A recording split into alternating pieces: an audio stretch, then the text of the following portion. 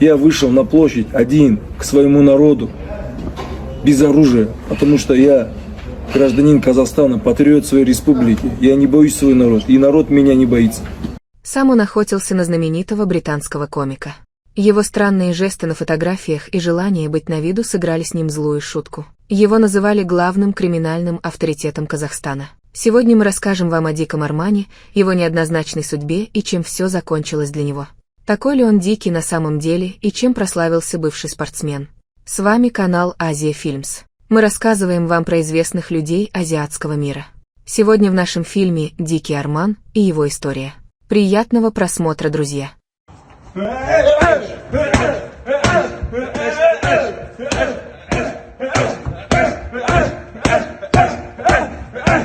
Дикий Арман, он же Арман Джумагильдиев. Возраст – 40 лет. Место рождения – город Чимкент, ныне Шымкент. Посмотрите на лицо этого мальчика. Кто бы мог подумать, что в будущем этот очаровательный малыш станет криминальным авторитетом, будет неоднократно иметь проблемы с законом и в итоге его обвинят в тяжких преступлениях. Арман Джумагильдиев называет себя и своих близких соратников барсами казахстанских гор и волками казахских степей. Многие люди до сих пор находятся на его стороне, остальные относятся к нему с негативом.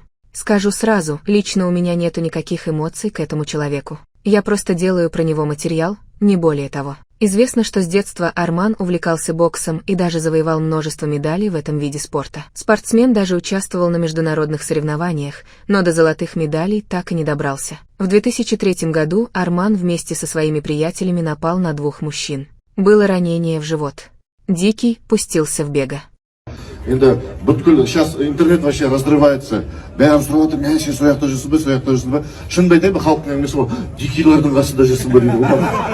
Ойбай, я сөйтіп, мен сөйтіп қояды біреулер. Мен қотын ала жүріп, шаруа кедел деп жүріп. Через 2 года после нападения Арман с приятелями ворвались в гостиницу «Турист» в Шымкенте и атаковала конференцию оппозиционного движения «За справедливый Казахстан». И если в прошлый раз ему удалось уйти от наказания, то в этот раз он был арестован и получил условный срок по статье «Хулиганство». Еще через 3 года Арман снова попадает на страницы журналистов. В 2008 году началась так называемая криминальная война между Арманом и Тахтаром Тулешовым. На Дикого было совершено покушение и его ранили в ногу. Убили 2 его охранников. После этого Арман решил перебраться в Кыргызстан. Через какое-то количество времени те, кто напал на Армана, были убиты, а самого авторитета задержали в Алматы. Он снова попал за решетку. В этот раз уже на 3 года. Когда происходило задержание, у Дикого Армана обнаружили боеприпасы. После того, как Арман отбыл 3 года за решеткой, он переехал в Турцию. Но бросать криминальные дела Дикий не собирался. Ассаляму алейкум рахматуллахи баракату. Альхамдулля. Достаточно мне Аллах, он прекрасный покровитель против всей несправедливости, то, что идет против меня. Иншаллах, Аллах рассудит. Истину только за Аллахом. Уже находясь в Турции, Дикий Арман продолжил расширять свое криминальное влияние. Он смог войти в доверие и наладить связи с очень авторитетным в Казахстане ближайшим другом Алишера Усманова Гафуром Рахимовым. Ходили слухи о том, что якобы Арман помогал бизнесмену Эрику Гафарову, который сбежал из России в Турцию. Армана несколько раз задерживали турецкие правоохранительные органы для профилактической беседы. В 2022 году в Казахстане начались беспорядки, на которых был задержан Дикий. Авторитету инкриминировали организацию беспорядков в Казахстане. Суд избрал в качестве меры пресечения арест на 2 месяца. Однако сам Арман и его адвокаты говорили о том, что не участвовал в протестах, якобы он наоборот публиковал в своих социальных сетях обращения с призывом граждан прекратить погромы и мародерство.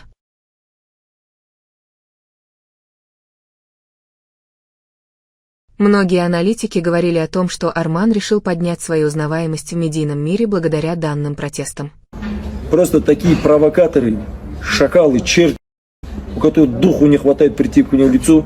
Следствие заявило о том, что Дикий Арман и его соратники были исполнителями поручений группы высокопоставленных заговорщиков. Также именно они формировали группы из участников беспорядков и приказывали им, что делать. Также они участвовали в похищениях и пытках людей. О личной жизни Армана известно то, что он состоит в браке с Айколь Аликжановой, которая является киргизской по национальности.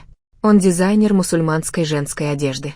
В 2014 году жена Армана победила в конкурсе красоты «Мисс Кыргызстан», а 2 года спустя приняла решение носить хиджаб.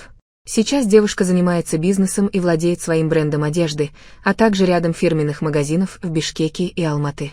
Недавно у пары родилась дочка. Девочку назвали Марием Медина. Если говорить об увлечениях Дикого, то здесь можно отметить то, что Арман увлекается стрельбой, любит внедорожники, яхты и крупных представителей семейства кошачьих. Остановите тех бандитов конченых, которые, пользуясь этой бедой, заезжают в Казахстан и начинают грабить наши магазины, наши ювелирные изделия, прикрываясь казахами.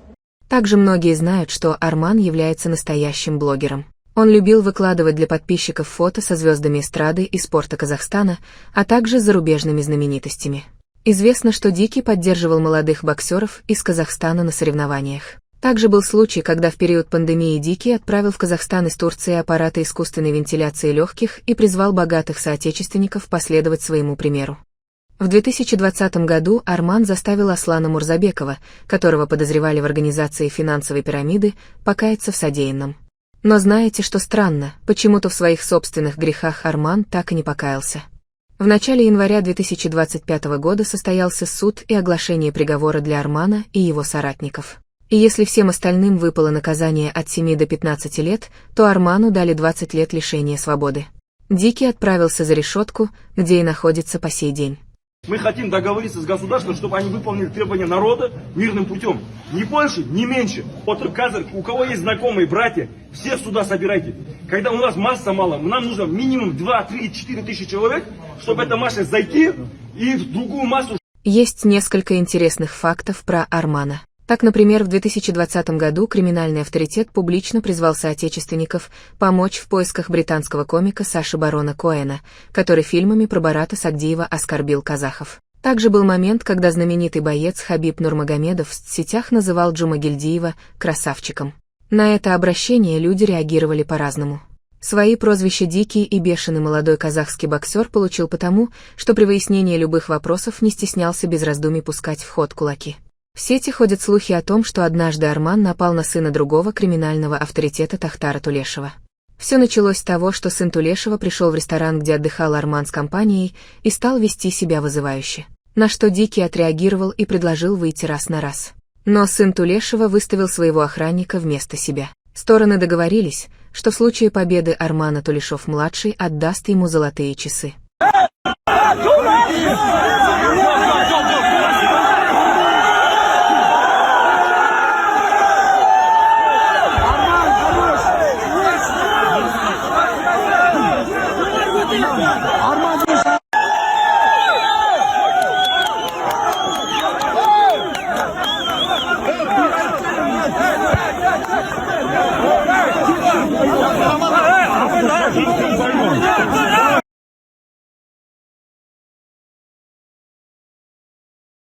Чем кончилось дело, неясно, но вроде как Арман победил. Однако Тулешов-младший часы не отдал, и тогда Арман забрал их силой. Говорили, что при этом он разбил сыну Тулешева лицо, и тот это не простил, об этом заявил бывший сотрудник правоохранительных органов Казахстана.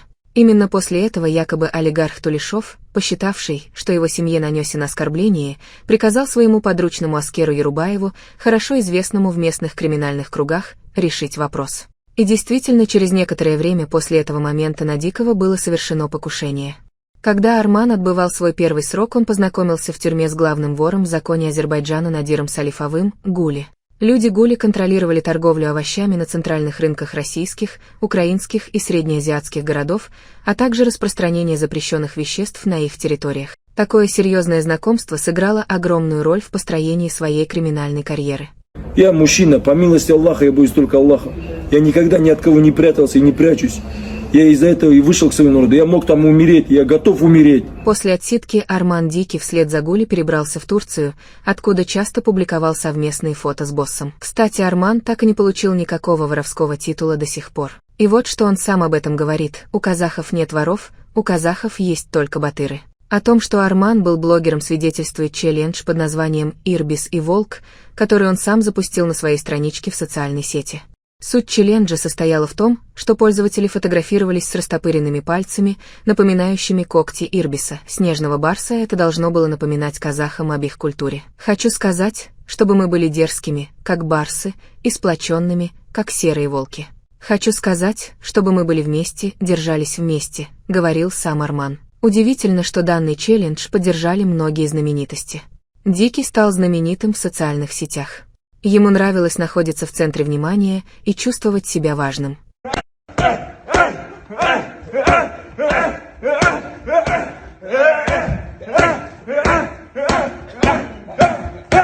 Стоит заметить и то, что при задержании на митинге у Армана и его подельников изъяли 4 полуавтоматических пистолета разных марок и калибров, патроны к ним, холодное оружие и бронированный автомобиль.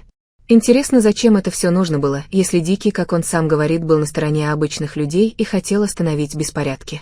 Издание Life пишет о том, что Дикий Арман свою криминальную идеологию Джумагильдиев основывает на радикальном исламе и пантюркизме. Арман с удовольствием позирует с оружием на фото. Его можно назвать самым известным преступником в Казахстане. Потому что он именно стремился быть известным и ничуть не стеснялся своих криминальных действий. Также издание Life пишет о том, что, находясь в Стамбуле, Дикий безуспешно пытался обложить данью всю казахскую диаспору Турции. Журналисты также пишут о том, что Арман любил чаще бывать в Дубае, где организовывал пышные вечеринки на яхте.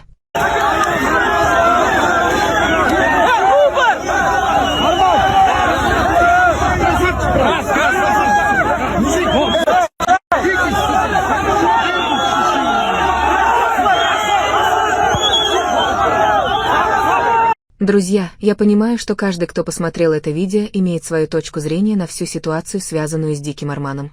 Кто-то его ненавидит, кто-то наоборот положительно к нему относится. С одной стороны, он помогал гражданам Казахстана. С другой стороны, он принес много горя и несчастья людям. Поэтому я хочу, чтобы каждый из вас оставил свое личное мнение насчет этого человека. Если вы хотите узнать лично мое мнение, то я считаю, что этот человек заигрался в гангстера. Он хотел быть публичным человеком, чтобы его считали звездой, и при этом не скрывал того, что он живет криминальной жизнью. То есть он пропагандировал такую жизнь, и, конечно же, многие молодые люди, смотря на это, берут с него пример.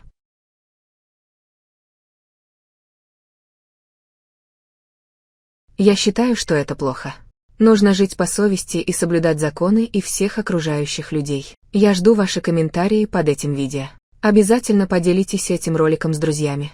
С вас лайк. С меня новый интересный фильм. Вы можете стать спонсором канала и поддержать нас. Подписывайтесь, друзья.